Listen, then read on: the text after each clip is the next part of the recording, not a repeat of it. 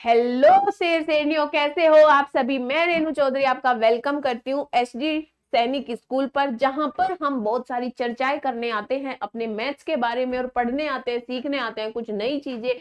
मैं आपकी दोस्त, आपकी बड़ी दीदी आपके साथ जुड़ी रहती हूँ यहाँ पर मैथ्स की कुछ चर्चाओं के लिए।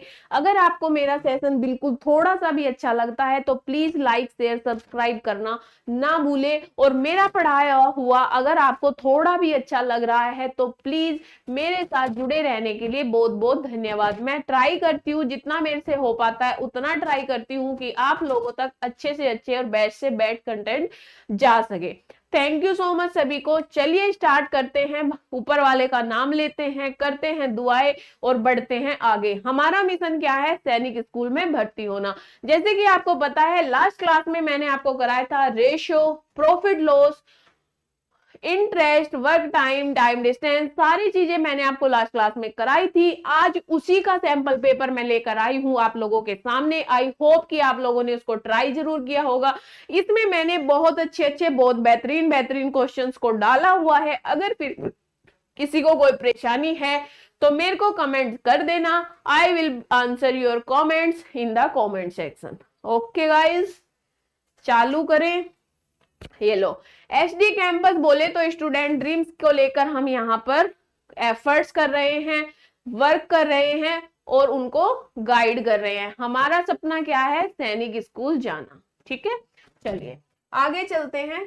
सबसे पहला क्वेश्चन ऑन योर स्क्रीन, सबसे पहला question on your screen, give me answer. Answer मेरे को दीजिए, इसका क्या हो जाएगा?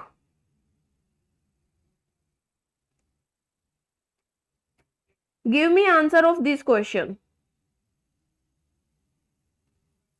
ऐसा क्वेश्चन मैंने कल भी आपको कराया था, अगर आपको जरा सा भी याद है तो ऐसा क्वेश्चन मैंने आपको कल भी कराया था और आई थिंक कि आप इसको भी कर सकते हो। मैंने कल भी आपको सेम चीज बोली थी और आज भी मैं आपको सेम चीज बोलूंगी कि अगर दो से ज्यादा चीजें एक दूसरे के बराबर है, अगर दो से ज्यादा चीजें एक दूसरे के बराबर है, इसका मतलब इनकी कुछ तो फिक्स वैल्यू होगी ना यार, इनकी कुछ तो फिक्स वैल्यू होगी ना भाई। और जब इनकी कुछ तो फिक्स वैल्यू होगी, मैं उस फिक्स वैल्यू को कोई नाम दे दूंगी और उस फिक्स वैल्यू को नाम देने के बाद हम यहाँ से ए बी और सी की वैल्यू निकाल लेंगे। ए बी और सी की वैल्यू निकालने के बाद मेरा जो आंसर आएगा वो ही क्या हो जाएगा? वो ही फिक्स आंसर हो जाएगा। ठीक है, ए की वैल्यू आ जाएगी यहाँ से 3 के, बी की वैल्यू आ जाएगी यहाँ से 4 के। बल्कि कल वाला क्वेश्चन इससे टफ था, कल वाला क्वेश्चन इससे टफ था, फिर भी I am doing c is equal to 7 के। ये सारी वैल्यू को मेरे को पुट कर देना है उधर में, क्या आ जाएगा? 3 के, 4 के प्लस 7 के बाई 7 के। ठीक है, इन सबको ऐड कर देंगे, ये आ जाएगा 14 के बाई 7 के से के खल्लास और 7 2 जा जाएगा 14। 2 will be the correct answer. See in the screen, the option number D is the correct answer. आपकी नजरें स्क्रीन पर टिकी रहनी चाहिए, आपको सॉल्यूशन पता होना चाहिए और आपको मेरा नहीं खुद का सॉल्यूशन तैयार करना है, हर क्वेश्चन को खुद से ट्राई करना है। ठीक है, चलिए question number 2 on your screen, ये भी हमने कल किया था, इसका आंसर आ गया था ये। आगे चलते हैं। The ratio of A and B income last year was. A और बी की इनकम का रेशियो दे रखा है भाई, ए और बी दो सदस्य हैं, उनकी इनकम का रेशियो है ये। किसका रेशियो है? इनकम का। ठीक है, the ratio of their own incomes of last year and this year is. A की खुद की इनकम का रेशियो है 4:5, पहली साल की और अब की अगर इनकम देखी जाए तो उसका 4/5 का रेशियो है। बी की इनकम का रेशियो है 2/3। If the total sum of their present income is, उनकी दोनों की present income is 4160, then find the present income of A. A की प्रेजेंट इनकम हमें बतानी है, बता दोगे क्या? ए की प्रेजेंट इनकम हमें बतानी है। देखो यहाँ पर ए और बी की इनकम का रेशियो है लास्ट ईयर का, ए और बी की लास्ट ईयर का रेशियो है इतना। ठीक है, ए की लास्ट ईयर कितनी थी? 4, बी की लास्ट ईयर थी 2, यानी कि अगर लास्ट ईयर की बात करें तो दोनों की 4/2 थी। ठीक है, और ये 4/2 बोल रहा है कि 3/4 के बराबर है, ऐसा तो पॉसिबल नहीं है, इसको भी 4 बना लेंगे, ये हो जाएगा 8/4। ठीक है, अरे 3/4 क्या हो रहा है, नहीं नहीं नहीं। If the total sum of their present income is 4160 then find the present income of A की इनकम हमें बतानी है, जल्दी से बताइएगा क्या हो जाएगी, फिर मैं करती हूँ। जल्दी से बताइए तो जरा, कौन सा क्वेश्चन है ये, कौन सा क्वेश्चन है ये?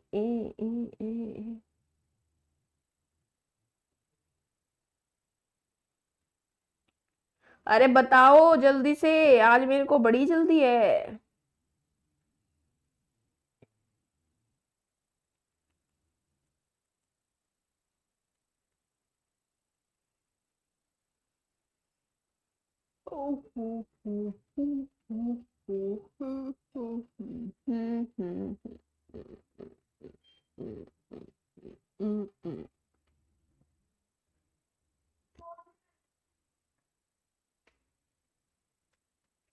बताइए जल्दी से, देखो उनकी हमें लास्ट ईयर की इनकम पता है, बट उनकी दोनों की इनकम का जो रेशो है वो ये है, ठीक है। फिर बोलता है इस साल के बारे में हमें कुछ नहीं पता, बस इस साल की हमें प्रेजेंट इनकम बतानी है, तो प्रेजेंट इनकम ऑफ ए हमें निकालना है। देखो ये क्वेश्चन को हम कैसे करेंगे, मैंने कल आपको प्रॉमिस किया था कि जितना छोटा हो सकेगा मैं किसी भी क्वेश्चन को उतना छोटा कराने का ट्राई करेगा, ठीक है। इनकम का रेशियो है 3:4, 3 और 4, अगर ए और बी की इनकम की बात की जाए, और ए और बी की इनकम का रेशियो है 3:4। इसका खुद की रेशियो क्या है, 4/5। ये कब है, ये इनकम ऑफ लास्ट ईयर और दिस ईयर, लास्ट ईयर और दिस ईयर का रेशियो है। तो अगर मैं इसको पलट दूं तो किसी को कोई दिक्कत, फिर क्योंकि ये लास्ट ईयर की बात कर रहा है तो इसलिए मुझे क्या करना पड़ेगा, लास्ट ईयर का ही निकलना पड़ेगा। उसको भी मैं पलट दूं तो किसी को कोई दिक्कत, ये हो जाएगा 3/2, ठीक है। ये हो जाएगा 15/4, ये हो जाएगा 15/4, और ये हो जाएगा 6। दोनों का एलसीएम लेंगे,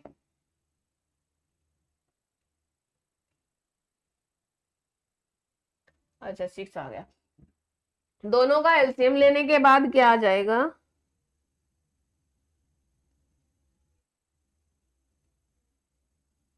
दोनों का एलसीएम लेके आ जाएगा 15:24।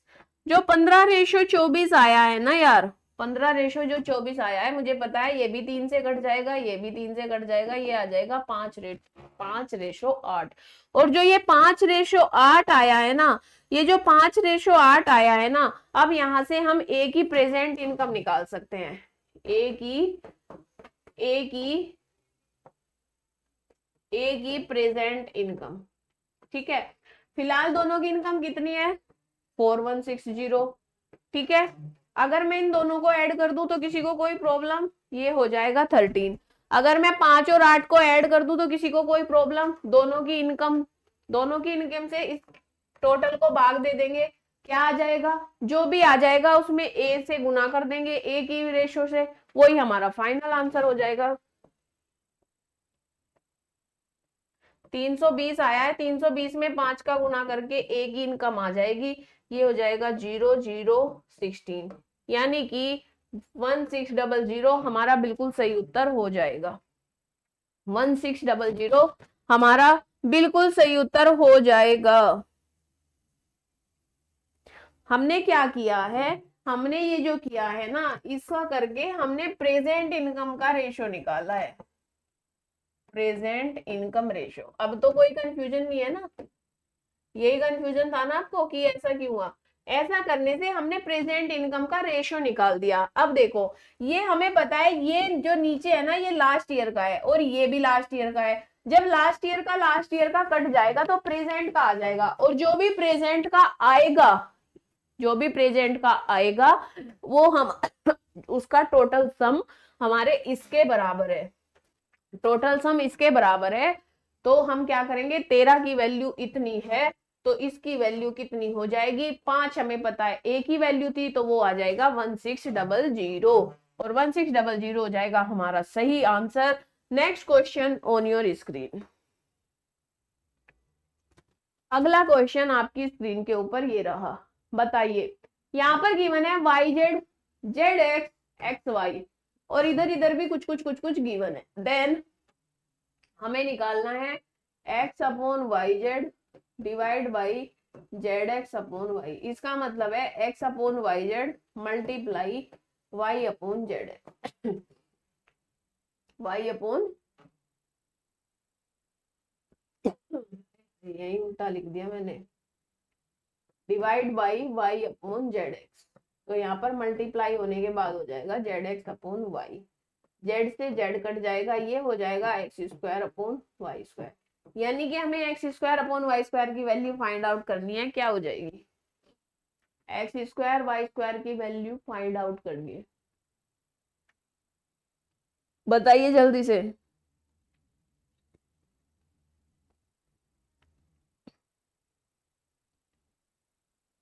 जल्दी से बताइए।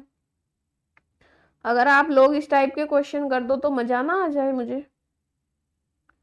अगर आप लोग इस टाइप के क्वेश्चन कर दो तो कितना अच्छा हो जाए।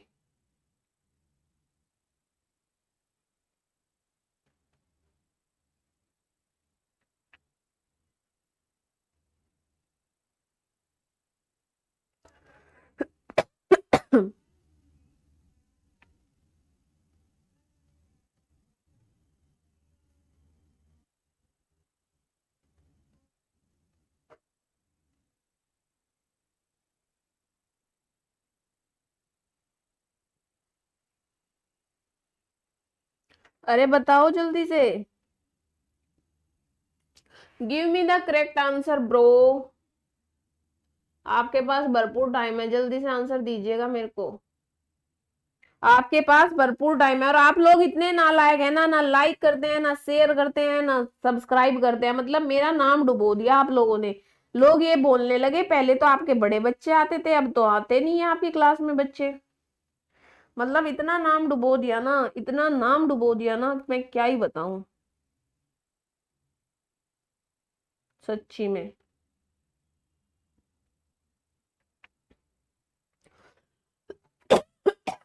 कुछ मत बोलो, मैं भी चुपचाप।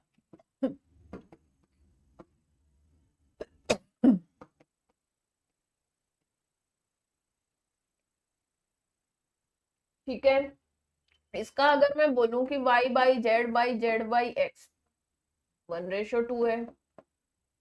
अगर मैं इन दोनों का रेशो निकू कि z x upon x y, ये कितना है 2/3 है। अगर मैं बोलूं यहाँ से y बाई एक्स निकल कर आ गया तो कितना आ गया 1/2। अगर मैं बोलूं यहाँ से z बाई वाई निकल कर आ गया तो आप क्या बोलोगे 2/3। अब देखना, यहाँ पर y की वैल्यू 1 है, यहाँ पर y की वैल्यू 3 है, क्या ये पॉसिबल है, नहीं। तो यहाँ पर हम दोनों जगह y की वैल्यू को बराबर कर लेंगे। बराबर करने के लिए ऊपर नीचे मल्टीप्लाई, ये हो जाएगा 3/6, ये 2 हाँ ये हो जाएगा 3/6 और ये 2/3 है ही। ठीक है, अब हमें क्या पता चल गया, x ratio y ratio z पता चल गया। कितना, x की वैल्यू 6 है, y की वैल्यू 3 है, z की वैल्यू 2 है। अब हम वहां पर रखेंगे तो हमें निकल कर आ जाएगी 36/9 और वो आ जाएगा 4:1, यानी कि ऑप्शन ऑप्शन नंबर 1 हमारा बिल्कुल सही उत्तर है। ठीक है, ऑप्शन नंबर 1 बिल्कुल सही उत्तर है। आगे चलते हैं, next question. In a race Ravi cover 5 kilometre in 20 minute, 5 kilometre in 20 minute.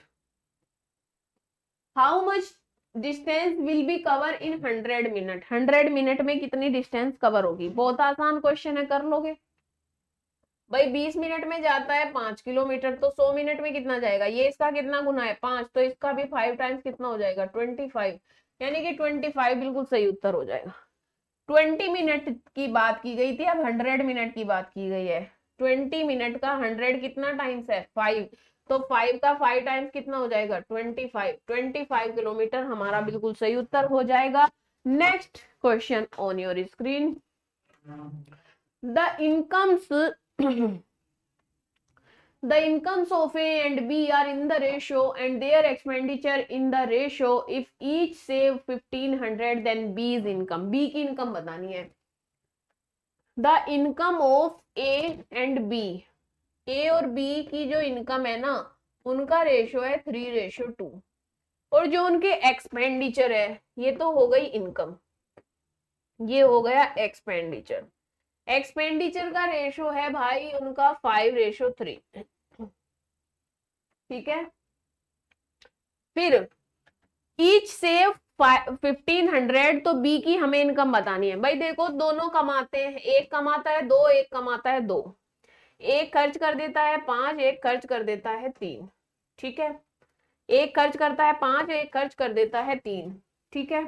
यहाँ पर 2 का डिफरेंस है, यहाँ पर 1 का डिफरेंस है, तो डिफरेंस को कर लेंगे हम बराबर। कैसे बराबर कर लेंगे, अगर हम ऊपर वाले में 2 से मल्टीप्लाई कर दें, अगर हम ऊपर वाले में 2 से मल्टीप्लाई कर दे तो ये हो जाएगा 6:4 और ये हो जाएगा 5:3, ठीक है। दोनों कितना बचाते हैं, ये 1 आ गया डिफरेंस, दोनों कितना बचाते हैं 1500 बचाते हैं, 1 का डिफरेंस आ गया 1500। तो हमें बी की इनकम बतानी है। बी कहां पर है भाई, बी है हमारा यहाँ पर, बी की इनकम है 6000 रुपए, बी की इनकम है 6000 रुपए।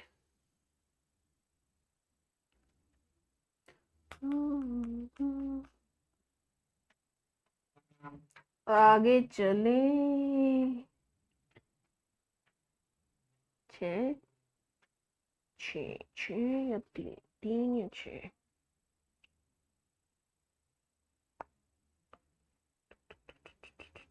आगे चले।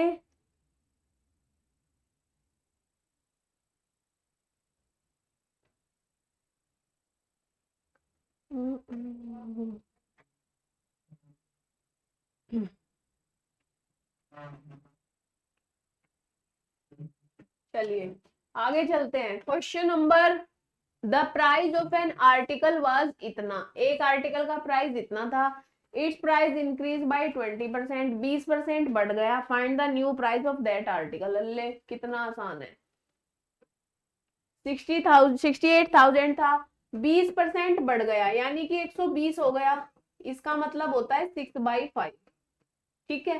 5 से जब हम इसको कट करेंगे ये आ जाएगा इतना, 6 की इसमें मल्टीप्लाई करेंगे ये आ जाएगा, ये आ जाएगा इतना 21,81,600, यानी कि ऑप्शन नंबर सी हमारा बिल्कुल सही उत्तर हो जाएगा। ऑप्शन नंबर सी बिल्कुल सही उत्तर हो जाएगा। After spending 20% of the salary, salary का 20% क्या कर दिया, स्पेंड कर दिया, ठीक है। 20% का मतलब होता है 1/5, 20% मतलब 20/100, 20/100 का मतलब 1/5, यानी 5 रुपए में से 1 रुपया खर्च कर दिया, ठीक है। Akash has 20,000 in his hand, find the amount. देखो 5 में से 1 खर्च कर दिया यानी कि कितने बच गए 4, अब उसके पास है 20,000 रुपए, कितने रुपए है 20,000, तो 4 की वैल्यू 20,000 है, तो 1 की वैल्यू हो जाएगी 5,000। Find the amount of his salary, उसकी सैलरी का अमाउंट है 25,000, क्योंकि टोटल सैलरी तो 5 थी ना, टोटल सैलरी 5 रुपए थी, और 5 रुपए में जब हम 5,000 की मल्टीप्लाई करेंगे वो बन जाएगा 25,000, and 25,000 is total income of that person. By selling a cell phone for 2400, एक सेल फोन को 2400 में सेल कर देता है। ए shopkeeper make a profit of 25%, 25% का प्रॉफिट करता है। सेल फोन का प्राइस हमें बताना है। देखो परसेंटेज से ही सब कुछ निकल जाता है, 25% का मतलब होता है 25/100। अगर किसी को परसेंटेज और ये सब सीखना है एवरेज वगैरह, तो 6th क्लास वाली मेरी एक लास्ट क्लास देख लेना, उसमें आपको परसेंटेज वगैरह सब कुछ सिखाया हुआ है बिल्कुल बेसिक से, तो वहां से परसेंटेज वाला डाउट भी क्लियर हो जाएगा।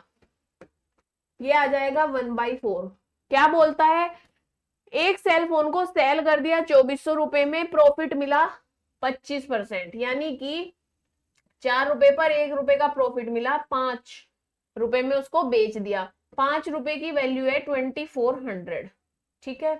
तो ये हो जाएगा 480, तो 4 की वैल्यू कितनी हो जाएगी, 480 की मल्टीप्लाई कर दो, ये आ जाएगा 1920। आई थिंक ये क्वेश्चन मैंने कल भी कराया था। The cost of an article was इतना, किसी आर्टिकल का कॉस्ट इतना और इतना था, were spent on its repair, it is sold for a profit of 15%, the selling price of the article. यार इतने आसान क्वेश्चन कैसे आ रहे हैं।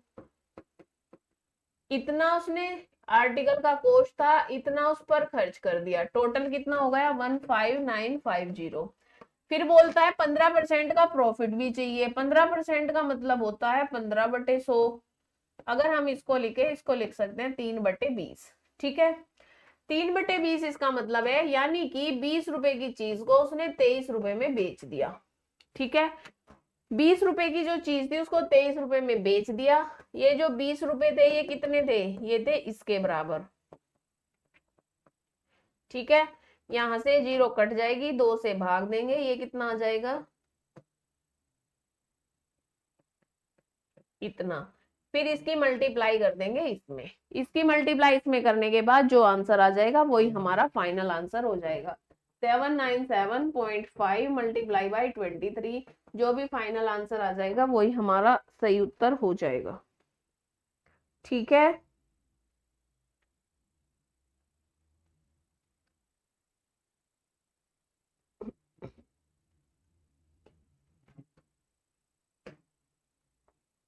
by selling 8 dozen of pencil, by selling 8 dozen of pencil, a shopkeeper gain the selling price of 1 dozen pencil, his gain percentage, percentage का gain बताना है। देखो क्या बोल रहा है, 8 दर्जन पेंसिल उसने बेच दी, उसको कितना बेनिफिट हुआ, 1 डजन पेंसिल के बराबर उसको बेनिफिट हुआ, ठीक है। 8 पर 1 का बेनिफिट हुआ, तो बताइए टोटल कितना बेनिफिट हुआ, 8 12.5%। A dishonest shopkeeper use false weight, he gained 20% on purchasing and 20% on selling, his profit percentage is, उसका प्रॉफिट परसेंटेज बताना है। एक शॉपकीपर है जो 20% करता है, he gain 20% on purchasing, 20% on selling, his profit percentage। अच्छा देखो, 100 रुपए की अगर वो चीज खरीद रहा है तो उसको 80 की खरीद रहा है, फिर उसको 120 की बेच रहा है, तो कितना प्रॉफिट हुआ, 80 पर 120 का प्रॉफिट, कितना प्रॉफिट हुआ,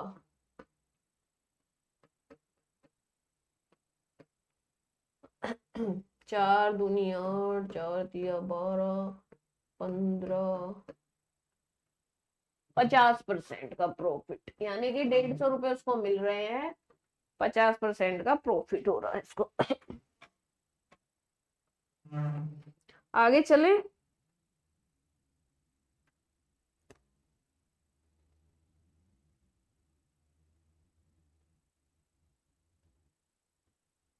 चौवालीस परसेंट का कैसा भाई, अच्छा सक्सेसिव डिस्काउंट सक्सेसिव लग जाएगा इसमें,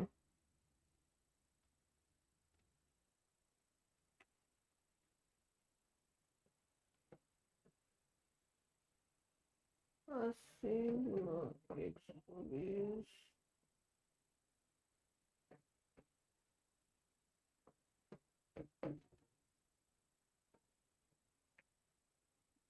अच्छा 16, 16 और 20 36, क्या है ये, 44% आ रहा है। एक सेकंड, एक एडिसन है शॉपकीपर, फॉल्स वेट रखता है 20%, तो वो परचेज करने में गेन करता है और 20% वो बेचने पर सेल करता है। 20% तो करता है वो खरीदने में और 20% करता है वो बेचने में, ठीक है, 20%, ठीक है। देखो इसके लिए एक फॉर्मूला होता है डायरेक्ट, अगर हमें दोनों चीजें इक्वल दे रखी है ना तो आप वहां से कर सकते हो 20 + 20 + 20 × 20 आप ऐसे कर लो, आसान रहेगा, ये आ जाएगा 44%। पर उससे भी आ जाना चाहिए था, कैसे? आ, चलो कोई बात नहीं। जब भी कोई सेम चीज दे रखी है ना, 20 20, 10 10, 30 30, 100 100, तो आप ये कर लिया करो 20 + 20 और 20 का मल्टीप्लाई बाई 100, ठीक है। तो 40% आ, 50% नहीं आना चाहिए था क्योंकि, अच्छा, हाँ 50% नहीं आना चाहिए था। 80 120,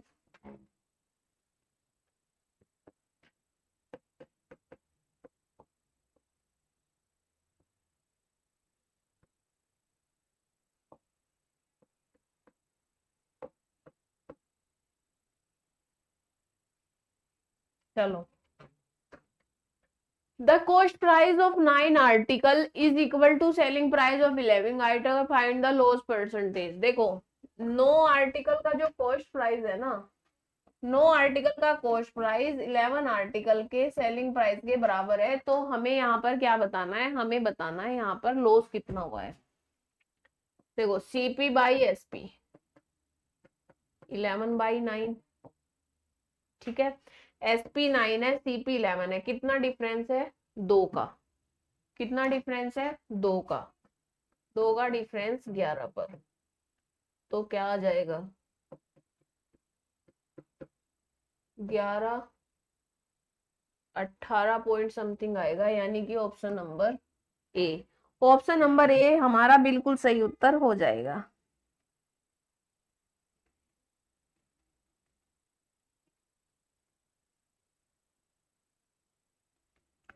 ऑप्शन नंबर ए हमारा बिल्कुल सही उत्तर हो जाएगा। क्वेश्चन अच्छे नहीं है क्या इसमें? और चलो next question, the mark price होता है MRP of an article is 10% higher than the cost price. अगर कॉस्ट प्राइस 100 है तो मार्क प्राइस कितना रख दिया उन्होंने, इतना, ठीक है। A then the cost price, a discount of 10% is given, 10% का उन्होंने डिस्काउंट दे दिया। अच्छा 10 पर on the market price in this kind of sale the seller loss 1%, उसको यहाँ पर 1% का लॉस हो जाएगा, बताओ कैसे? चलो बताओ कैसे, अगर आपको जरा भी समझ आ रहा है तो मेरे को बताओ, इसमें लॉस होगा या हानि?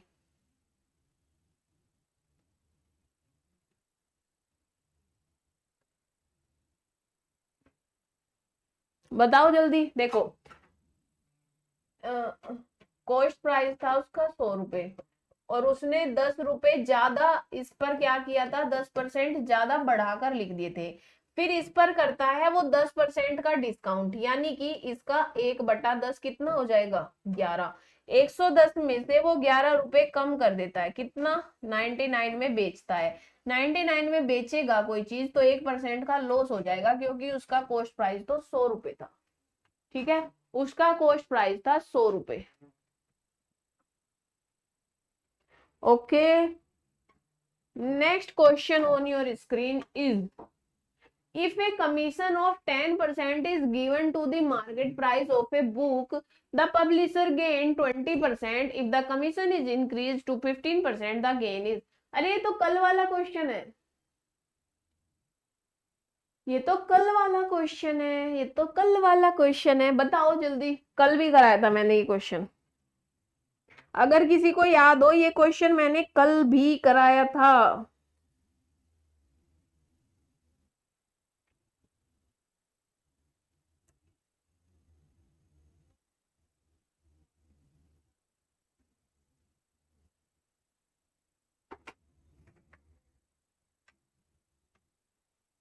बताओ जल्दी।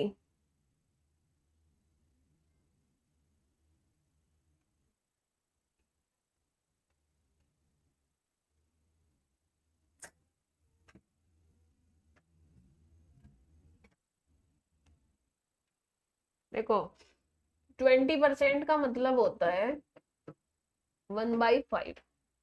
ठीक है, 20% का मतलब होता है 1/5। अगर कोई चीज 5 रुपए की है ना, तो वो उसको 6 रुपए में बेच रहा है, सेल कर रहा है। और ये जो 1 रुपया है ये प्रॉफिट है। 5 रुपए की चीज को 6 रुपए, 5 रुपए की चीज को 6 रुपए में सेल कर रहा है। ठीक है, ठीक है।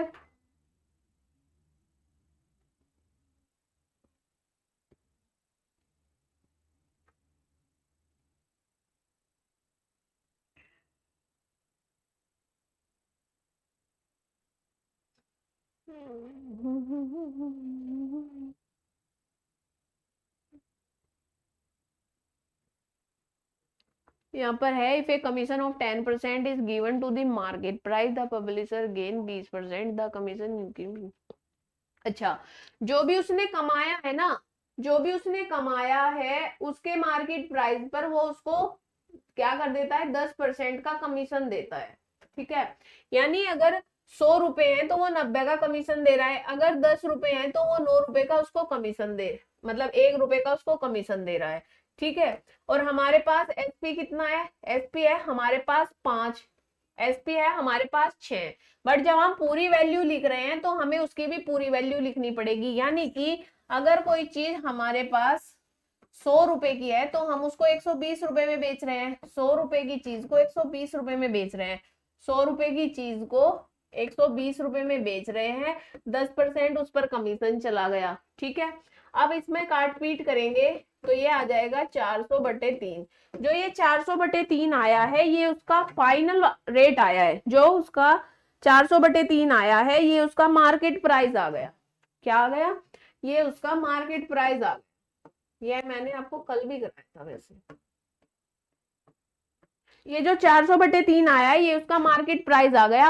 अब हमें क्या करना है, if the commission is increase to 15%, commission क्या है 15% बढ़ गया, तो उसके पास पहले 10 कम हुआ था तो 90 बचे थे, अब 15 हो जाएगा तो कितने बचेंगे उसके पास, 85 बचेंगे। कितने बचेंगे, 85 बचेंगे।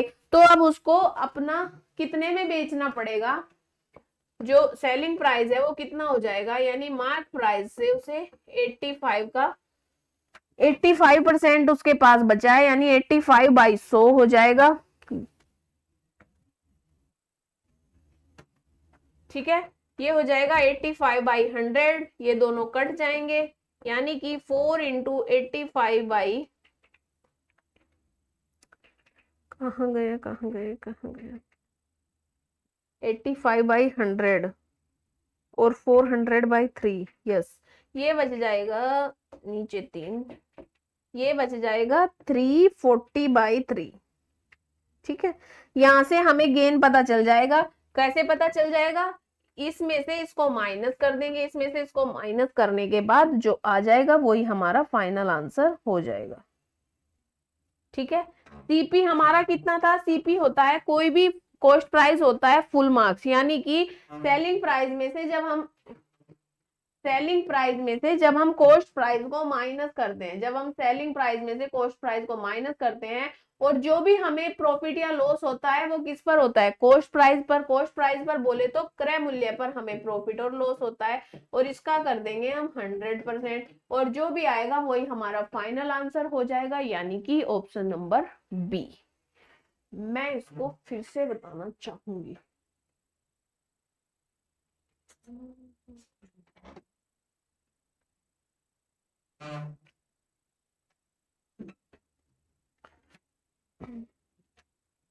देखो क्या होता है कि 10% हो गया, 10% चला गया किसी और को। ठीक है, तो 10% जब किसी और को चला गया तो हमारे पास कितना बचा, 9 बचा। ठीक है, अब हमने अपनी चीज को कितने में बेचा था, 6 रुपीज में। तो ये क्या हो जाएगी, क्योंकि 20% का मतलब होता है 1/5, यानी 5 की कोई चीज हमने 6 रुपीज में सेल कर दी। ठीक है, यहां से निकल कर आ जाएगा हमारा MRP। ठीक है, 3 3 जा 9, 3 2 जा 6, ये आ जाएगा 20/3। ठीक है, 20/3 आ गया हमारा मार्क प्राइस। अब हमें क्या चाहिए, अब हमारे पास बच गया 15% का, अब हमारे पास लॉस हो गया, यानी अब हमारे पास बचा 85 ओनली। तो 85 ओनली जब हमारे पास बचा, ये हो जाएगा 17/20। जब हम 17/20 का इसमें मल्टीप्लाई करेंगे, ये हो जाएगा 17/3। ये जो 17/3 आ गया है, ये आ गया अब हमारा सेलिंग प्राइस। ठीक है, कॉस्ट प्राइस हमारा कितना था 5। जब मैं सेलिंग प्राइस में से कॉस्ट प्राइस को माइनस कर दूंगी तो वो कितना बच जाएगा 2/3। ठीक है, 2/3 और किस पर 5 पर। ठीक है, 2/3 बच जाएगा 5 पर। फिर मैं इसको कर दूंगी 100 से गुना। 100 से गुना करने के बाद ये बच जाएगा, ये बच जाएगा 8/3। आप इसको 100 से गुना करने के बाद आपका आंसर ये आ जाएगा, यानी कि ये आ जाएगा हमारा 13 राइट 1/3%, जो कि हो जाएगा हमारा गेन। क्या हो जाएगा, जो कि हो जाएगा हमारा प्रॉफिट। जब उसने 10% कमीशन दिया तो 20% का प्रॉफिट, जब उसने 15% का कमीशन दिया तो उसको this profit. 13 right 1/3। The simple interest, simple interest की बात कर लेते हैं। Simple interest on 1300 at the rate of 5% per annum for 146 days. 146 days में कितने मंथ हो जाएंगे, 365 डेज में होते हैं 12 मंथ। 365 डेज में होते हैं 12 मंथ, तो 1 मंथ में होते हैं 30 डेज मोस्टली। ठीक है, तो ये हो जाएगा 146/30। ठीक, ये कितना हो जाए, ये हो जाएगा 15, ये हो जाएगा 73, यानी 73/15। The simple interest on 1300 at the rate of 5% per annum for 146 days कितना हो जाएगा। आप डायरेक्टली डेज से भी निकाल सकते हो, जैसे आपके पास था 1300, 5% भी आपके पास था, फिर आपके पास था 146 डेज। 146 डेज को जब आपको मंथ मंथ जब आपको ईयर्स में कन्वर्ट करना होगा तो क्या करना होगा, 365 से डिवाइड करना होगा। क्या करना होगा, 365 से डिवाइड करना होगा। ये इससे कट जाएगा। जब मैं 360 को कट करना चाहूंगी तो कट कर सकते हैं क्या, नहीं कर सकते, 5 से कर सकते हैं। ठीक है, और ये इससे कट जाएगा, 2 आ जाएगा, ये आ जाएगा 26। क्या इतनी बात समझ में आई भाई? अगर हमें दिन देखो, क्या बोलते हैं, 1 ईयर में होते हैं 365 डेज। तो अगर मैं पूछूं 365 डेज में कितना हो जाएगा 1 ईयर, फिर मैं पूछती हूँ 146 डेज में कितना ईयर हो जाएगा, आप बोलोगे 1/365 और 146 आ जाएगा ऊपर।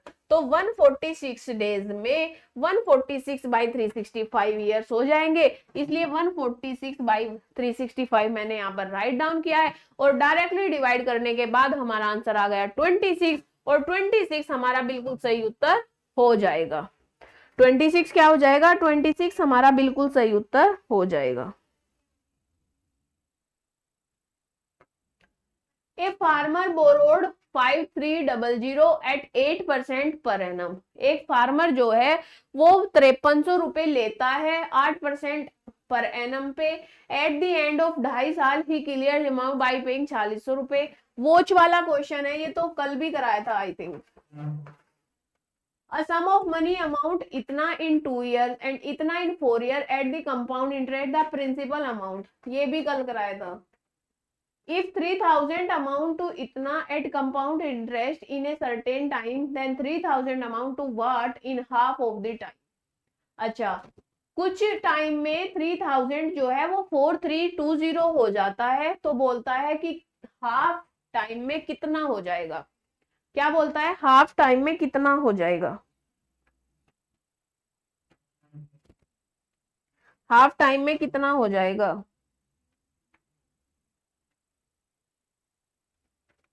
बताओ रे बताओ रे बताओ रे बताओ।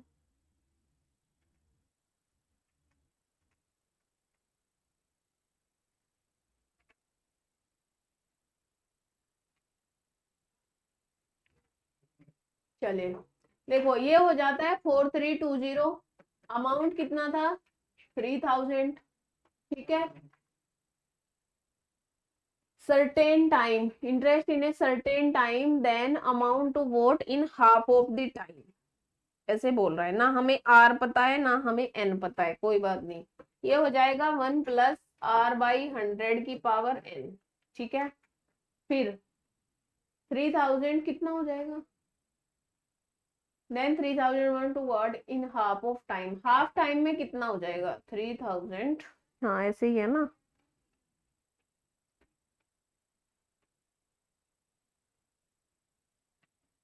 अच्छा, तो हम इसकी वैल्यू निकाल लेंगे। 1+r/100 की power n is equal to कितना हो जाएगा? 4320/3000। ये इससे कट जाएगी। और देख ले, कट जाती है। 4 3 7 और 2 9, 3 से भी कट जाएगी। 3 1 जा 3, 3 4 जा 12, 3 4 जा 12। ये हो जाएगा 144/100, क्योंकि ये भी 3 से कट जाएगा। इसकी वैल्यू आ जाएगी 1.44। ये जो वैल्यू आई है ये किसकी आई है? ये जो वैल्यू आई है ये आई है 1+r/100 की पावर n। अब ये बोल रहा है हाफ टाइम में कितना हो जाएगा, तो मैं इसका अगर हाफ कर दूंगी तो 1.44 का भी तो मुझे हाफ पावर करनी पड़ेगी, जिसका मतलब होता है अंडर रूट। तो ये कितना बन जाएगा? 1.44 किसका होता है? 1.2 का होता है। 1.2 की अगर मैं 2 बार मल्टीप्लाई करूं, 1.2 की, तो मुझे 1.44 मिलेगा। तो ये हो जाएगा 1.2 यानी कि उसमें 4200 रुपये हो जाएंगे आई थिंक। 3000 में 4200 रुपये। अरे नहीं, ये वैल्यू आई है इसकी, ये वैल्यू आई है इसकी। अभी हमें इसमें 3000 की मल्टीप्लाई भी करनी है। ये आ जाएगा 3600 रुपये। ये आ जाएगा 3600 रुपये। ठीक है। ये आ जाएगा 13,000 rupees, 30,600 rupees. Next question on your screen. 36 workman are employed to finish a certain work in 48 days। 36 workmen are employed to finish a certain work in 40 days, but it is found that in 24 days only 2/5 is done. How many more must be taken in finish the whole? अरे ये तो कल भी किया था हमने, 18 आ गया था इसका आंसर। चलो, a tank can be filled by one tap in 20 minutes and by another in 25 minutes। एक टैंक जो है वो 1 से 20 मिनट में भरता है और 1 से 25 मिनट में भरता है। Both the tap are kept open for 5 minute. 5 minute के लिए इन दोनों को खुला छोड़ देते हैं। पहले क्या करेंगे, 20 और 25 का एलसीएम ले लेंगे, इनकी कैपेसिटी तो पता चले। इनका एलसीएम आ जाता है 100। इसकी कैपेसिटी है 5 और इसकी कैपेसिटी है 5 लीटर पर मिनट, इसकी कैपेसिटी है 4। फिर क्या करता है, both the tap are kept open for 5 minute. 5 minute के लिए दोनों टैप को खुला छोड़ देते हैं। 5 मिनट के लिए यहां से भी पानी चलेगा, यहां से भी पानी चलेगा। यहां से 25 पानी भर गया, यहां से 20 पानी भर गया, यानी कि टोटल 45 पानी भर गया। Then the second is term off, दूसरा फिर बंद कर दिया। In how many minute more is the tank completely fill. ठीक है, ये वाला टैंक 4 मिनट के 5 मिनट के बाद बंद कर दिया, यानी 45 तो भर गया, 55 बचा। 55 अब इस अकेले को भरना है, तो 5 से डिवाइड कर देंगे, कितना आ जाएगा? 11 मिनट। 11 मिनट में और भर जाएगा। ये पूछ रहा है मोर, मोर पूछ रहा है। अगर पूछता टोटल कितना टाइम लगा भरने में, तो आप क्या करते? 11 + 5 कर देते, 16 आ जाता। ठीक है, तो अब आ जाएगा 11। 7 men and 8 boys can do a piece of work in 2 days. 4 men and 12 boys can do 29/56 of the same work in 1 day. In how many days will one man do this work, एक आदमी इस काम को कितने दिनों में करेगा। ठीक है, 7 आदमी है और 8 लड़के हैं, 7 मैन है और 8 बॉय है। ठीक है, 2 दिन में कर देते हैं, 2 डेज में। ठीक है, तो इसका मतलब 7 आदमी 8 बॉय के बराबर है। ठीक है, तो अगर मैं बोलूं कि 14 मैन 2 डेज में कर देते हैं, ठीक है, तो एक मैन कितने दिन में, एक मैन को कितना टाइम लगेगा, 14/2, यानी 7 डेज लगेंगे एक मैन को। फिर आता है 4 men and 12 boys, 4 men and 12 boys can do 29/56 of this same work in 1 day, यानी कि अगर 4 आदमी और 12 लड़कों को जोड़ दूं तो वो इतने दिन में कर सकते हैं। इन how many days will one man do, एक आदमी का काम बताना है, बताइए जल्दी से, जल्दी जल्दी जल्दी जल्दी।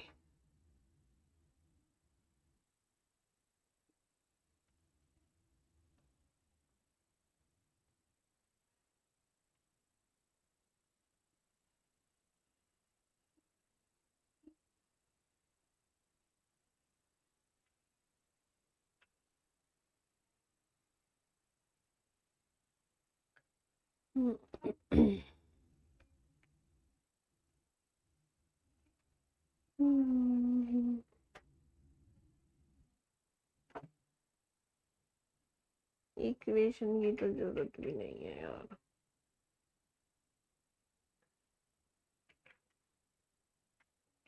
ट्वेंटी 8 days,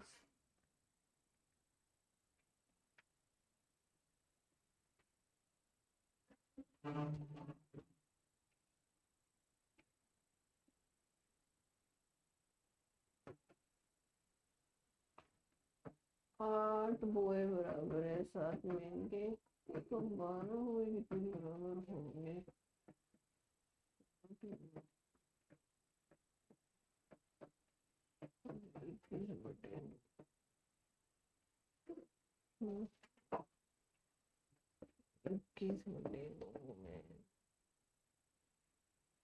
21 और 4, 29/2, 29/2 में कर सकते हैं।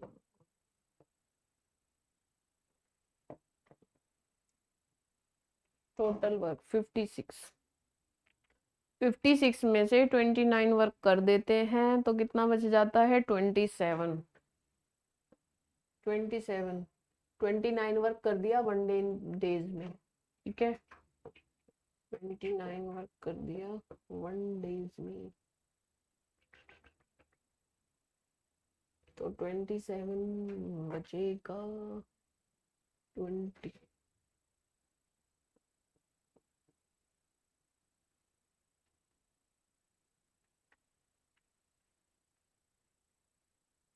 सताए दूनी 54। इक्वेशन बना के करते हैं, देखो वहां पर है 7 आदमी और 8 बोए, अगर 7 आदमी किसी काम को इतना टाइम में करते हैं, 8 बोए किसी काम को इतने टाइम में करते हैं, तो 2 दिन लग जाते हैं। ठीक है, 2 दिन लग जाते हैं, इसको भी ऐसे कर लेते हैं, 2 दिन लग जाते हैं। ठीक है, सेम अगर 4 आदमी करे और 12 बोए करे तो कितना काम हो जाता है, 29/56 वर्क हो पाता है। कितना काम हो पाता है, 29/56 वर्क हो पाता है। हाँ,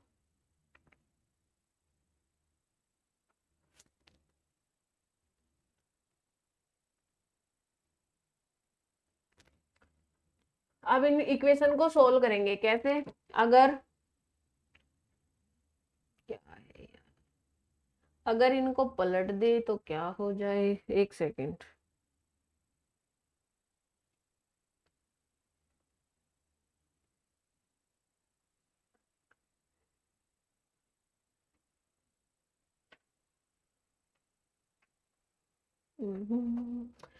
देखो इसको और इसको इक्वल बना लेते हैं, या फिर इसको और इसको इक्वल बना लेते हैं, इसमें 4 का मल्टीप्लाई कर देते हैं, इसमें 7 का मल्टीप्लाई कर देते हैं, तो इसमें भी 4 का करना पड़ेगा और इसमें भी 4 का करना पड़ेगा, यहाँ 7 का करना पड़ेगा, यहाँ 7 का करना पड़ेगा। माइनस करने पर क्या हो जाएगा, ये आपस में कट जाएंगे, ये हो जाएगा 8 4 जा 32/b minus 12 84/b is equal to 2 minus 29/8, 8 दूनी 16, 16 में से 29 जाएंगे -13 और इधर भी माइनस का बचेगा क्योंकि दोनों का बेस बराबर है और इधर बच जाएगा 52, ये हो जाएगा 52/b इज इक्वल टू 13/8, ये हो जाएगा 13 चौके 52, b की वैल्यू आ जाएगी 32। जब b की वैल्यू 32 आ जाएगी, b की वैल्यू 32 आप कहीं भी रखोगे, ये हो जाएगा 7/a 7/a प्लस b की वैल्यू रखेंगे 32 इज इक्वल टू 1/2, ये कितना आ जाएगा 1/4, यानी कि 7/a is equal to 1/2 minus 1/4, ये आ जाएगा 1/4। a की वैल्यू आ जाएगी 28, ए की वैल्यू आ जाएगी 28, यानी ए हमारा 28 डेज में इस काम को कर पाएगा, ए हमारा 28 डेज में इस काम को कर पाएगा। This is the correct answer. ठीक है, अगर 7 आदमी इतने दिन में करते हैं, 8 आदमी इतने दिन में करते हैं, टोटल काम इतना लग जाता है, फिर यही लोग इतने हो जाते हैं, 12 बोए हो जाते हैं, इतना ही काम बस कर पाते हैं। ठीक है, इक्वेशन को सोल्व करेंगे, ए और बी की वैल्यू आ जाएगी। अगर ए अकेले का काम पूछता तो 28 दिन, बी यानी लड़कों का काम पूछता तो 32। बस इक्वेशन को सोल्व करना और कुछ नहीं करना, ज्यादा लेंथी नहीं है, तो घबराना मत, परेशान मत होना, ज्यादा लेंथी बिल्कुल भी नहीं है। क्लास को एक बार फिर से देख लेगा, अगर कोई परेशानी हो तो मेरे को कमेंट करके बता देना।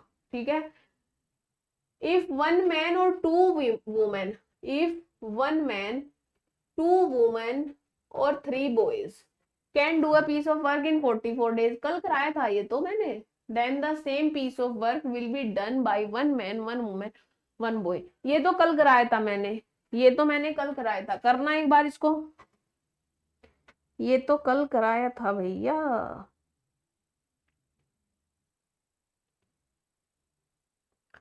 ये तो मैंने कल कराया था।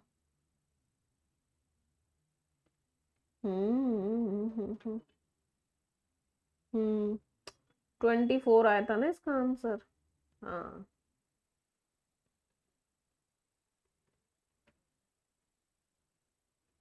वहां हमने लड़कों को सबको आदमियों में चेंज कर लिया था और इसका 24 आंसर आ गया था, है ना, इसका 24 आंसर आ गया था। मैंने वहां पर 1 मैन 3 बॉयज के बराबर, 1 मैन 2 वुमेन के बराबर।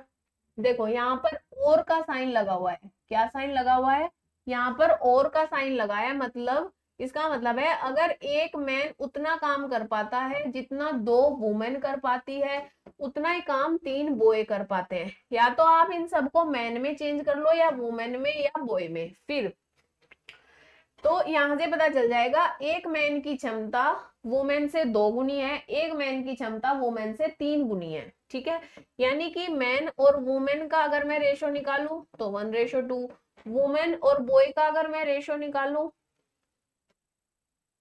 ये आ जाएगा 2:1, ये इनकी कैपेसिटी आ जाएगी, इसकी कैपेसिटी 2 गुना है। वुमेन और बॉय का रेशो निकालूं तो वो आ जाएगा 3:2। Can do a piece of work in 44 days, ठीक है, 44 दिनों में कर सकते हैं। यहाँ पर आपने देखा होगा वुमेन 1 है और यहाँ पर 3 है, तो हमें यहाँ पर रेशो बराबर करना पड़ेगा, ये आ जाएगा 6/3, यहाँ पर आ जाएगा 3/2, मैन वुमेन वुमन बॉय। ठीक है, a piece of work in 44 days, यानी कि ये 44 डेज में कर पाते हैं। ठीक है, then the same piece of work will be done by 1 man 1 woman and 1 boy, 1 man 1 woman and 1 boy। ठीक है, 1 man किसके बराबर है, 1 man के बराबर है, बॉय कर लेते हैं, सबको बॉय में चेंज कर देते हैं, देखो एक आदमी कितने के बराबर है, 3 लड़कों के, तो 3 बॉय हो गया। एक वुमेन कितने के बराबर है, 3/2 के, 3/2 बॉय, और ये बॉय कितना आ जाएगा, 6 और 3 9, और एक 10, 10/6, 3 दूनी 6 और 3 9, और 2 11, 11/2 बॉयज आ गए, 11/2 बॉयज आ गए। यानी कि यहां से पता चलता है 3 लड़के एक काम को 44 दिन में करते हैं, तो 11/2 लड़के कितने दिन में करेंगे, तो ये हो जाएगा 44 गुना 11/2 भाग 3, और कट पिट कर जो भी आएगा वो 24 डेज आना चाहिए। मैंने कुछ उल्टा तो नहीं कर दिया, हो सकता है मैंने कुछ उल्टा कर दिया हो, बट कट पिट के 24 दिन आना चाहिए, वही हमारा सही आंसर आ जाएगा।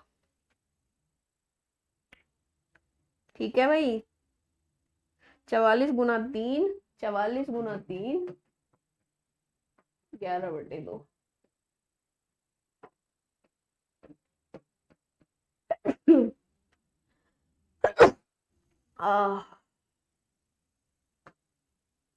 If 3 men 5 boy can do as much in 17 days as 5 men and 3 boys can do in 15 days।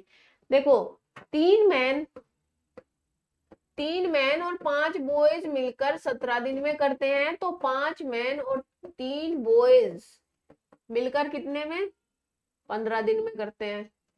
Compare the rates of working of man and boys, तो क्या करोगे आप, M1 M2 वो जो फॉर्मूला होता है M1D1 = M2D2, वो जो होता है ना, उस वाले फॉर्मूले से ये डायरेक्टली हो जाएगा। कौन सा क्वेश्चन है ये, 3 मैन 3 मैन 3 मैन।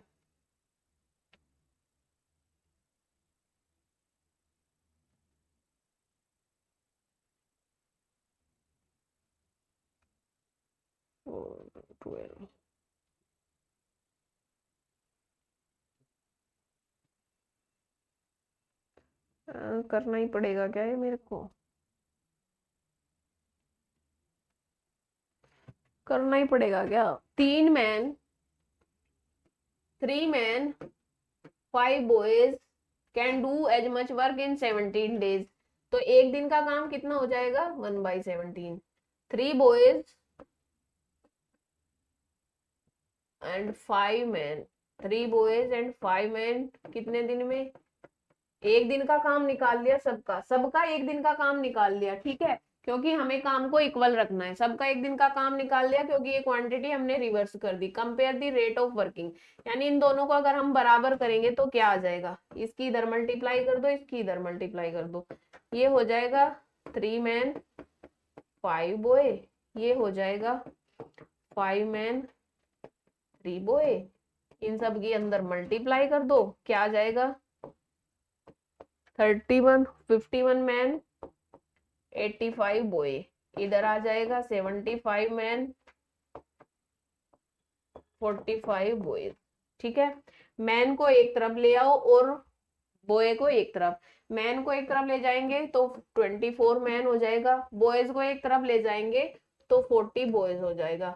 मैन और बॉयज का रेशियो कितना आ जाएगा, ये आ जाएगा 40/24, यानी कि 20 10/6, यानी कि 5/3। तो नंबर सी हमारा करेक्ट आंसर हो जाएगा।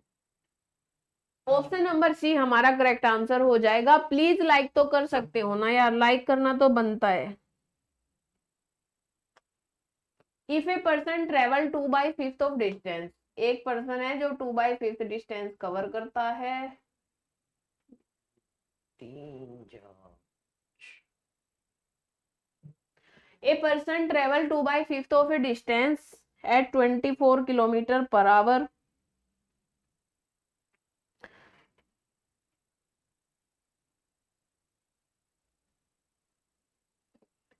if a person travel 2/5 of a distance and 20 kilometer per hour, 1/5 of the distance 30 kilometer per hour, rest of the journey at 40 kilometer per hour, then what is average speed of the entire journey। entire journey की हमें average speed बतानी है।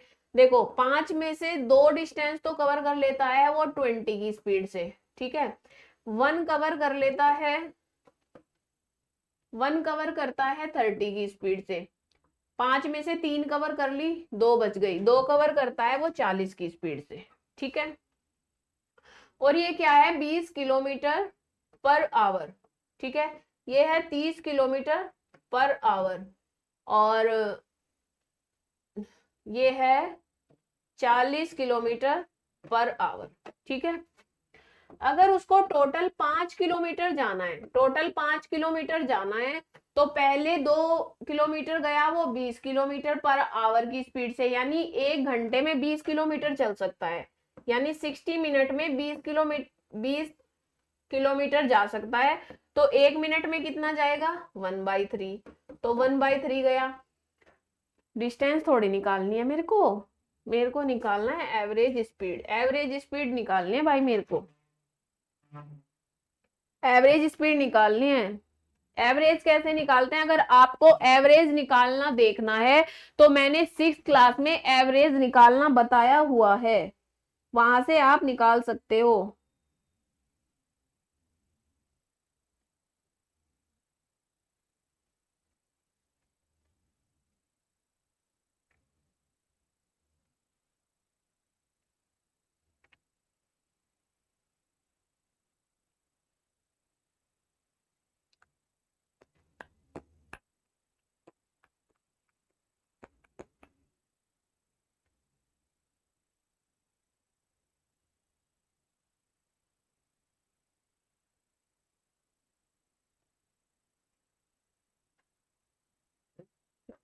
ये हो जाएगा, देखो इसमें 1/3 cover करती, ये हो जाएगा 6, इसमें कितनी कवर की, 1 ही कवर की, तो ये कितना हो जाएगा, 1/2, 1/2 का मतलब होता है, 1/2 का मतलब होता है, इसमें इतने ने क्या कवर की, ये हो जाएगा 2/3, 2/3 गुना 2, 4/3 हो जाएगा क्या ये,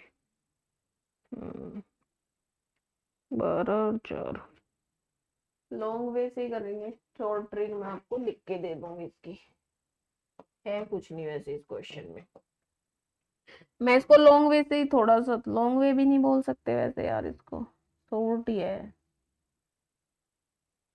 देखो एवरेज स्पीड हो जाएगी उसकी, अगर उसने सेम डिस्टेंस सब जगह कवर की होती तो सारी लिखकर 3 से भाग कर देते, बट उसने डिफरेंट डिफरेंट स्पीड को कवर किया हुआ है, इसलिए मेरे को यहाँ पर निकालना पड़ेगा। देखो अगर हमें टोटल टोटल अगर हमें 1 जाना है, ठीक है, सबसे पहले उसकी स्पीड क्या थी, 20 किलोमीटर पर आवर, सबसे पहले उसकी स्पीड कितनी थी, 20 किलोमीटर पर आवर, 2/5 डिस्टेंस उसने कवर की, ठीक है, 2/5 डिस्टेंस कवर की, स्पीड थी उसकी 20 किलोमीटर पर आवर, चलिए प्लस, फिर उसने 1/5 डिस्टेंस कवर की, स्पीड कितनी थी उसकी, 30 किलोमीटर पर आवर,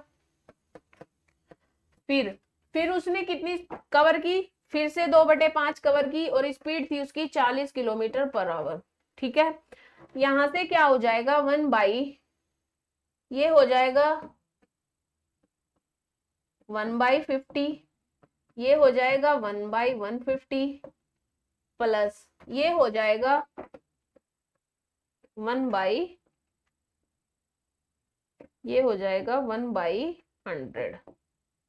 इन सब का एलसीएम क्या आ जाएगा, इन सब का एलसीएम आ जाएगा 300, ठीक है। 300 जब एलसीएम आ जाएगा, यहाँ पर आ जाएगा 6, यहाँ पर आ जाएगा 2, और यहाँ पर आ जाएगा 3, और ये सबके बटे में है, ये ऊपर चला जाएगा, ये हो जाएगा 300 बाई, ये हो जाएगा 300 बाई 6 और 2 8, 8 और 3 11, 11 से इसको भाग देंगे, और भाग देने के बाद जो आंसर आ जाएगा वही हमारा सही उत्तर हो जाएगा, यानी ऑप्शन नंबर ए बिल्कुल सही उत्तर है।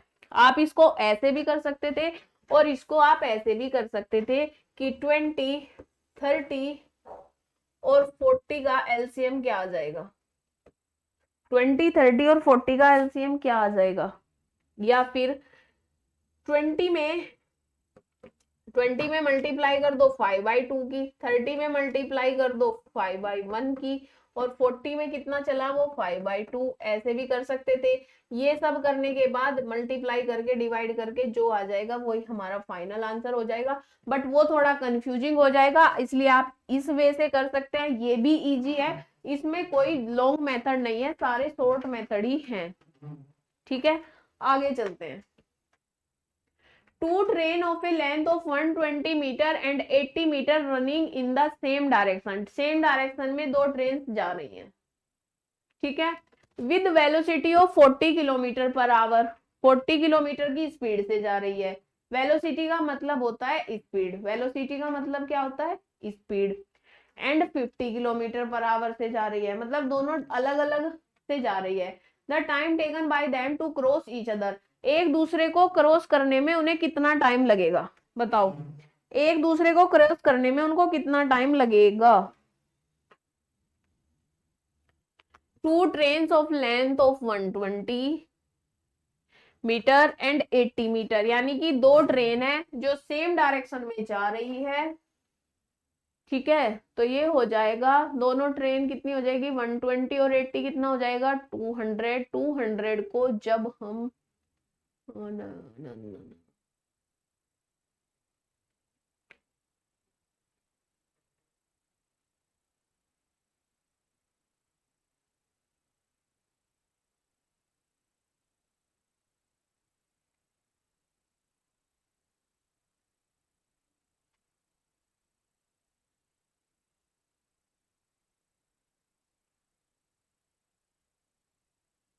40 और 50 है।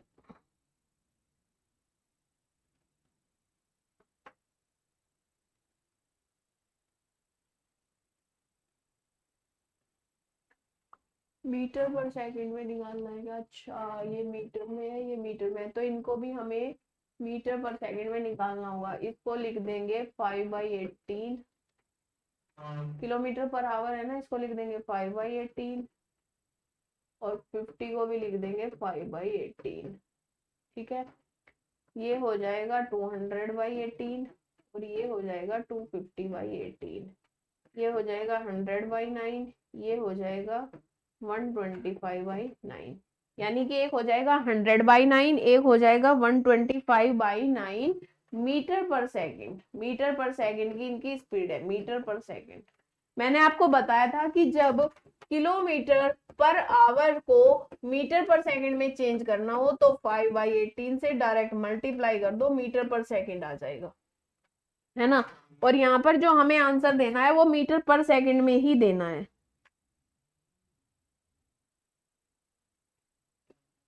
दोनों की स्पीड जुड़कर कितनी हो जाएगी, ये हो जाएगा 225। कितनी हो जाएगी, 225। तो स्पीड है हमारी 225/9। स्पीड कितनी है, स्पीड है हमारी 225/9।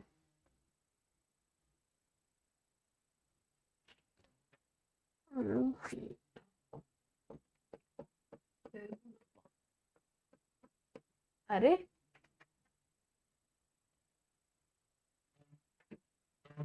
देखो, जब सेम डायरेक्शन में जा रही है दोनों की स्पीड क्या करेंगे, पहले तो जोड़ देंगे, दोनों की स्पीड को जोड़ा, आ गया 90। 90 को जब हमने कन्वर्ट किया 5/18 तो ये आ गया 25 मीटर पर सेकंड। क्या आ गया, ये आ गया हमारा 25 मीटर पर सेकंड। अलग अलग करने पर कम आ रहा, ज्यादा आ रहा है, ऐसा क्यों हो रहा है यार, पता नहीं यार। और टोटल डिस्टेंस कितनी है, टोटल डिस्टेंस है 120 उसकी है और 80 इसकी है, यानी कि 200। ठीक है, हमें पता है टाइम होता है डिस्टेंस अपॉन स्पीड। डिस्टेंस कितनी है 200, नीचे है 25, कितना मिनट लगेगा, 80। 80 सेकंड, कितना, 25 × 200। क्या हो रहा है ये मेरे साथ, क्या हो रहा है ये मेरे साथ, ये क्या हो रहा है बच्चों, कुछ बताओगे क्या। The time taken by them to cross each other. एक दूसरे को, two two train of length 120 running in the same direction. Same direction में रन कर रही है। एक बार मैं क्वेश्चन को अच्छे से देख लेती हूँ, मेरे को क्यों कंफ्यूजन हो रहा है। देखो, टू ट्रेन ऑफ लेंथ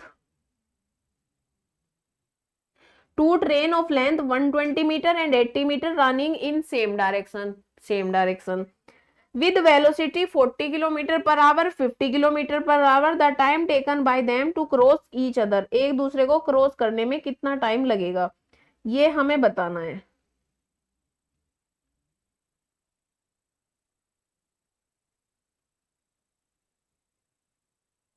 एक सेकेंड भाई, मेरे पास स्पीड भी है, स्पीड है मेरे पास 40 और 50, ठीक है, मेरे पास डिस्टेंस भी है, ये हो जाएगा 30 26 98, 30 26 98। बच्चों wait wait wait wait wait,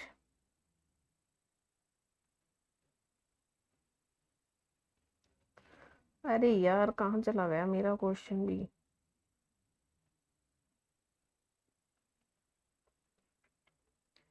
एक सेकेंड यार, ये क्या हो रहा है मेरे साथ। तब तक नेक्स्ट क्वेश्चन करो, तब तक नेक्स्ट क्वेश्चन करो।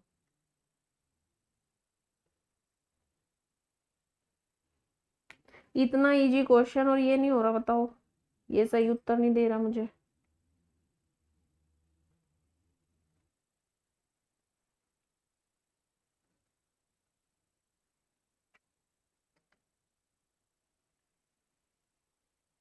हम्म, कहाँ कमी रही मेरे को, therefore the relative speed. ठीक है, ओके, दो तीन बात नोट करा लेती हूँ। व्हेन, शायद मैंने आपको टाइम एंड डिस्टेंस पढ़ाया नहीं। Train are in same direction, when train are in same direction तो क्या होता है, स्पीड, स्पीड जो है वो माइनस हो जाती है, ये हो जाएगा 50 माइनस 40, ठीक है भाई, ये हो जाएगा 50 माइनस 40, ये आ जाएगा 10, ठीक है। अब इसको मेरे को बदलना है मीटर पर सेकंड में, ठीक है, ये आ जाएगा 50/18, जिसको हम बोलेंगे 25/9। क्या इतनी बात क्लियर है, क्या इतनी बात क्लियर है, ये आ जाएगा मेरा 25/9 मीटर पर सेकंड।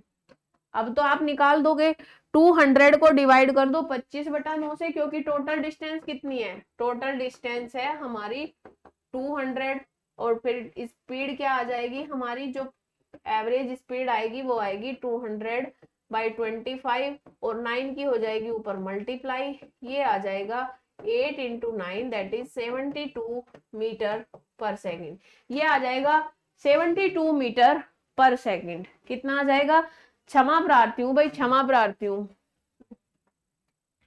इसके लिए यार, क्षमा प्रार्थी हूँ, मेरे को बड़ी टेंशन हो रही है, पता नहीं क्यों हो रही है, घर में थोड़ी सी प्रॉब्लम हो रखी है मम्मी को, इसलिए मेरे को घर जाना है आज, थोड़ी सी मैं इसलिए फास्ट चल रही हूँ, हो सकता है माइंड भी थोड़ा डिस्टर्ब हो सकता है, नहीं तो छोटे छोटे क्वेश्चंस में कोई प्रॉब्लम हो ऐसा पॉसिबल नहीं है मेरे को।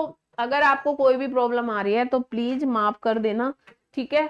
अगर आपको किसी भी तरह की कोई प्रॉब्लम हो ना, आप मेरे से डायरेक्टली कांटेक्ट कर सकते हो, मैं आपको पेड वाले पे तो मिलती हूँ, और जो बच्चे वहां पर नहीं है वो मेरे को कमेंट सेक्शन में कमेंट करके बता सकते हैं कि इस क्वेश्चन में हमारे को यहाँ प्रॉब्लम हुई थी, या इस पर्टिकुलर क्वेश्चन के लिए कोई सबसे छोटा मेथड बता दो, तो मैं आपको सच में कह रही हूं, मैं अपने हाथों से लिखकर आपको नोट्स अवेलेबल करा दूंगी, क्योंकि बच्चों आपका एग्जाम आ रहा है और मैं नहीं चाहती कि आपके साथ कोई प्रॉब्लम हो।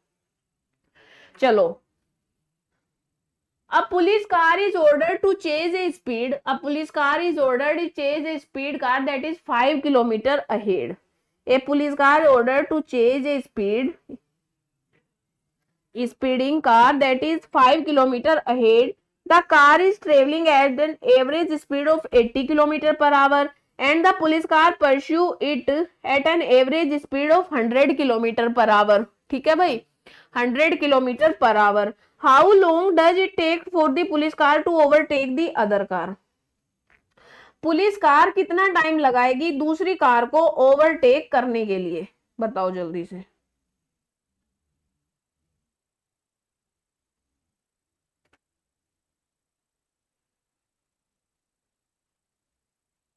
T T T T T T T T 15 minute, 13 minute, 16 minute, 17 minute, 20 minute, कौन सा टाइम लगाएगी बताइए, और मैं इसको आंसर भी बता देती हूँ, 15 मिनट इसका सही उत्तर हो जाएगा। देखो 5 किलोमीटर आगे थी कोई कार, ठीक है, the car travelling at N average speed of 80 kilometre per our, 80 kilometre per our की स्पीड से जा रही है, तो 5 किलोमीटर कितनी देर में पहुंची होगी, 5 किलोमीटर कितनी देर में पहुंची होगी पर आवर, मिनट्स में है ना, तो आप इसको भी 16 किलोमीटर पर आवर, यानी कि 80 किलोमीटर पर आवर, यानी कि 1 घंटे में 80 किलोमीटर जाती है, यानी कि 60 मिनट में, 60 मिनट में 80 किलोमीटर कवर करती है, 60 मिनट्स में 80 किलोमीटर कवर करती है।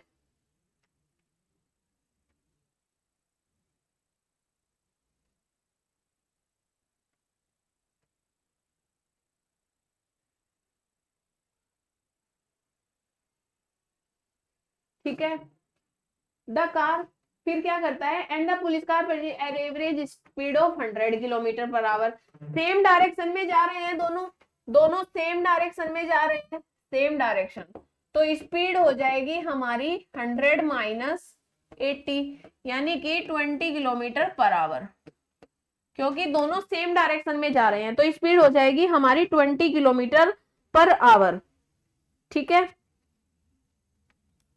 20 किलोमीटर पर आवर हमारी स्पीड हो जाएगी यहां से। फिर क्या करता है, how long does take for police car to overtake the car, car को ओवरटेक करने में कितना टाइम लगेगा, वो ये बस ये पूछ रहा है।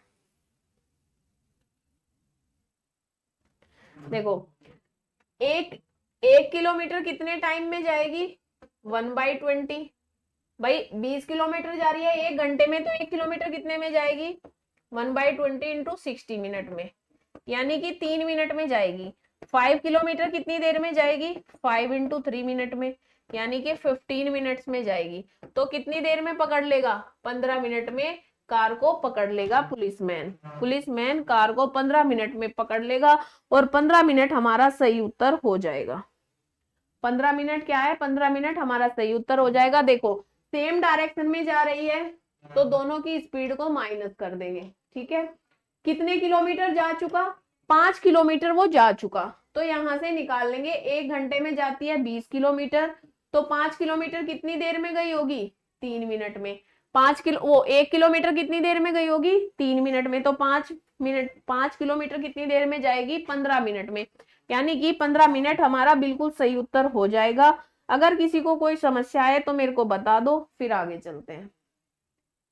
ए man goes up to hill, a man goes up hill with an average speed of 24 kilometre per hour, एक आदमी है जो हिल पर जाता है 24 किलोमीटर/आवर की स्पीड से,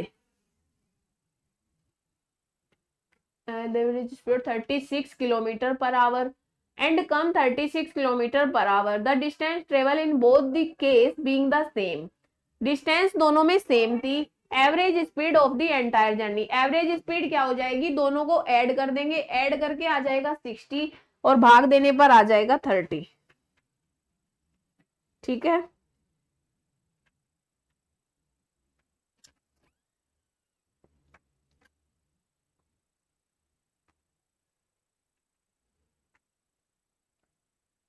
हम्म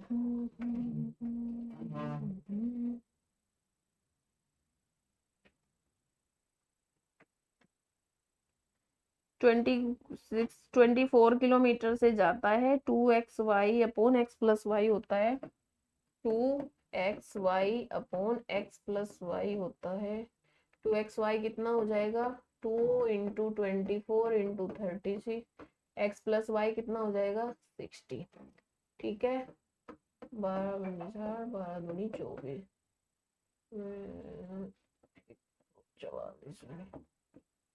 5×2 = 10, 5 28 पॉइंट समथिंग आएगा, यानी कि ऑप्शन नंबर ए इसका होता है। जब हमें एवरेज स्पीड निकालनी होती है 2xy/x+y, ये होता है 2xy/x+y, जो आप डायरेक्ट एवरेज स्पीड को फाइंड आउट कर सकते हो।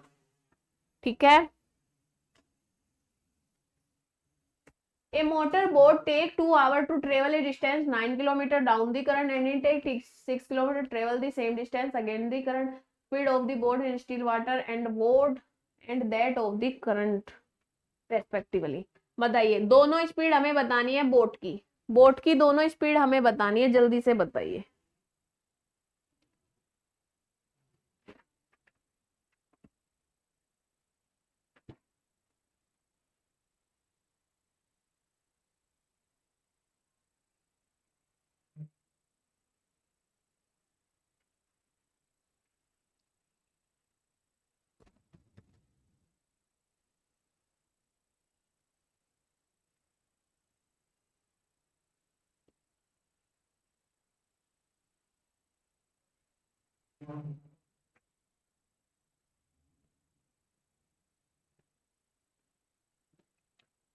2 hour travel a distance motorboat takes and 9 kilometer down the current and it takes 6 to the same distance. दोनों की डिस्टेंस सेम है यानी कि 9 तो बराबर रहने वाला है. फिर जो उसकी स्पीड है करंट वाटर में, पहले देखो 2 आवर्स लेता है वो आने में, ठीक है. तो नीचे जो उसकी स्पीड है वो आ जाएगी, वो यहाँ स्पीड आ जाएगी, कितनी आ जाएगी?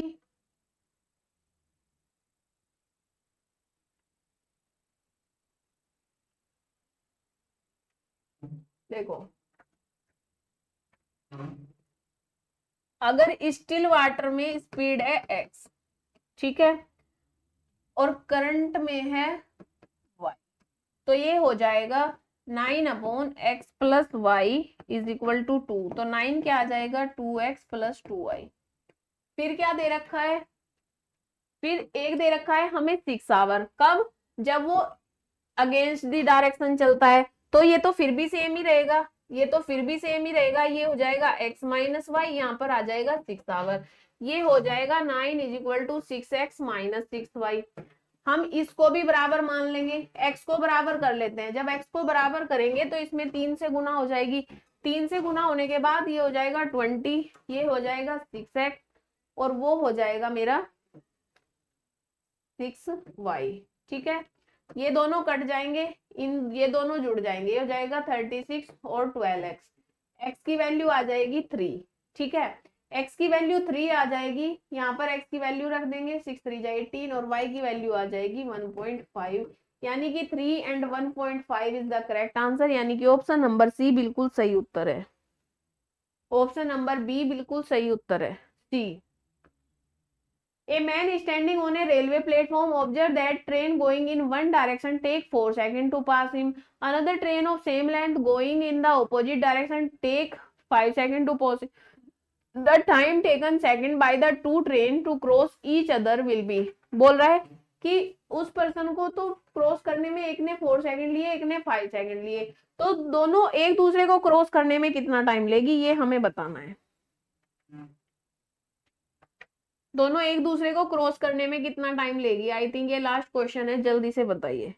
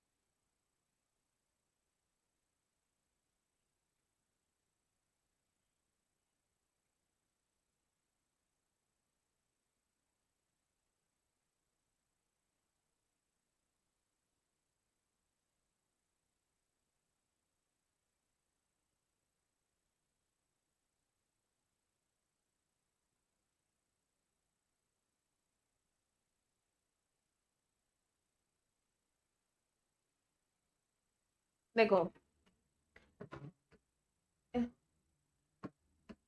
हमें एक फॉर्मूला पता है डिस्टेंस बाय टाइम, ये एक सिंपल फॉर्मूला है, इसी की हेल्प से हमारे सारे क्वेश्चन होते हैं.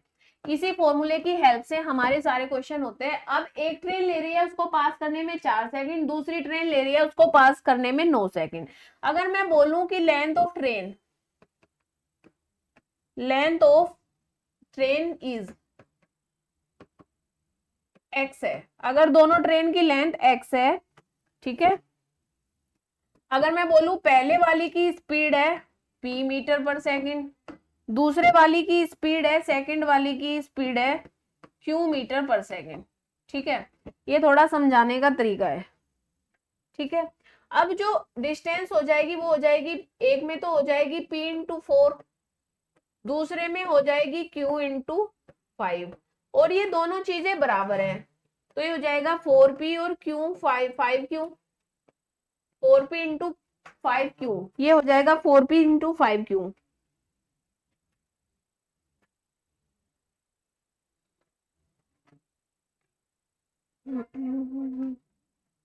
या फिर आप p और q की वैल्यू भी निकाल सकते हैं कि p की वैल्यू आ जाएगी x/4 और q की वैल्यू आ जाएगी x/5, ठीक है।